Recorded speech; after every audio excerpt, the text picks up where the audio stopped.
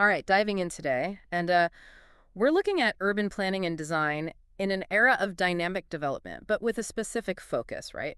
Innovative and relevant practices for Vietnam. Yeah, so we've got a whole bunch of academic essays here, really trying to get at, how urban planning needs to adapt, especially in a place like Vietnam, which is changing so rapidly. Fast changing is putting it lightly, I think. That's one of the things that really jumps out from these essays, just how quickly things are transforming there. Moving from, well, from rural to urban, from agriculture to industry, from a command economy to a market economy. It's kind of everything all at once. And trying to embrace modernity in the process, right? It's not just a shift in one area. It's all these different aspects of society evolving simultaneously. Yeah. And of course, you see this reflected in the massive urban growth that Vietnam's experiencing. I mean, one of the papers even mentions projections of the urban population doubling by like 2020. I mean, that's huge. Well, and that leads to one of the, I think, central tensions that emerges from these essays, which is this. Vietnam's current planning system, a lot of it is based on these 5-year socioeconomic projections, which then get translated into these very detailed land use plans, right? But the problem is Vietnam's so dynamic. It's like, you're trying to plan a year-long road trip with a map that gets outdated every month. Yeah, exactly. And so these plans, they can end up feeling a bit static, a bit rigid, Yeah. in the face of this constantly shifting reality. And that has real consequences, right? Like you see situations where building regulations are overlooked when there's a chance to make a quick profit, or you see investments in infrastructure that don't really align with smart, sustainable city growth. It's like the map is trying to catch up to where the car's already going. Hmm. And so that you get these big challenges cropping up, right? I mean, I think the first one that really struck me is just the unprecedented scale, speed, and scope of the changes happening. It's like it's urbanization on fast forward. Yeah. And when you couple that with these, land ownership reforms that happened in the 90s and early 2000s, which really fueled a real estate boom, and it creates this kind of perfect storm. Existing cities are strained. You have this kind of generic city imprint spreading out, loss of agricultural land. And of course, you get the classic congestion and pollution. Right. And that leads to another key tension that the essays highlight, which is that this economic growth, this amazing progress, it often comes it often runs right up against environmental concerns. Vietnam has this long history of really being tied to its productive landscapes, particularly water-based landscapes, right? Yeah. But now you have this rapid development that's leading to, water pollution, air pollution, and sometimes even see this term eco-city being thrown around, but the reality might be much more complicated. Oh, absolutely. I mean, the essays definitely don't shy away from that. And then, of course, you layer on top of all of this the wild card, I guess you could call it, climate change, stronger storms, rising sea levels. I mean, these are things that are hitting agriculture, water supply, and of course, these growing urban centers. We're building on land that used to absorb water, which just makes us more vulnerable. And it makes you wonder if the old planning playbook, if it even works anymore. That's a great point.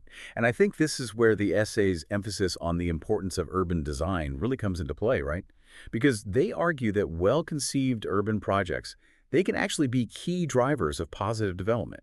And they can help to bridge some of those silos that often exist between different government sectors. And, they can attract investment. So it's not just about pretty buildings, is it? Not at all. Yeah. It's about using urban design as a way to, to investigate problems, to think creatively about solutions, and critically, to facilitate dialogue and negotiation between everyone, right? Mhm. Public, private, and civic actors. And they talk a lot about how Vietnam has this rich past, all these contemporary resources that can be leveraged for these strategic urban projects. Okay, I like that. Strategic urban projects. So it's about moving beyond just the kind of, top-down approach, right? And Yeah. and some of these ideas that maybe aren't as relevant anymore, like, assuming the private sector doesn't get it or that bigger roads are always the answer. I mean, they even talk about the 2009 planning law in Vietnam and how it has limitations, especially around the idea of strategy. Exactly. It's about working within those existing frameworks, Yeah. but also advocating for more strategic approaches, more forward thinking. And that starts with really understanding the existing city, right? Like they emphasize the importance of urban analysis as this crucial foundation for planning. Okay, so analyze first, then plan. I like it.